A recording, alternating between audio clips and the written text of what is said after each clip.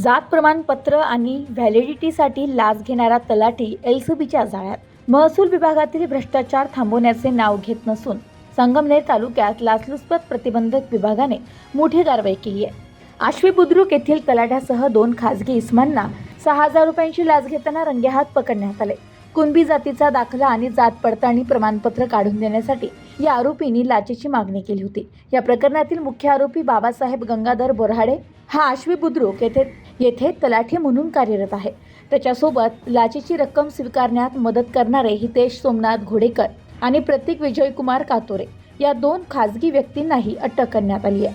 विशेष म्हणजे आरोपी प्रतीक कातोरे हा तलाठी बोराडे यांचा भाचा आहे. मिळालेल्या माहितीनुसार यातील तक्रारदार हे शिक्षण घेत असून त्यांना स्वतःचा कुणबी जातीचा दाखला आणि व्हॅलिडिटी काढायची होती. तहसील कार्यालयात आणि प्रांत कार्यालयात आपली मोठी ओळख असल्याने तलाठी बोराडे याने तक्रारदाराकडून यापूर्वी 13,000 रुपयांची लाच घेतली होती. त्यानंतर तक्रारदाराच्या मोठ्या बहिणीच्या दाखल्यासाठी पुन्हा 13,000 रुपयांची मागणी करण्यात आली.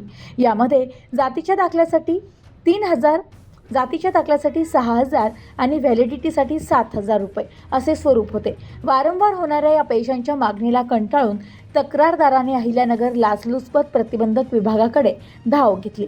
दिनांक 17 फेब्रुवारी 2026 रोजी एलसीबीच्या पथकाने या तक्रारदाराची पडताळणी केली असून आरोपींना अटक करण्यात आली असून त्यांचा पुढील तपास पोलीस करत आहेत. Bureau report, news today 24, Ahilyanagar.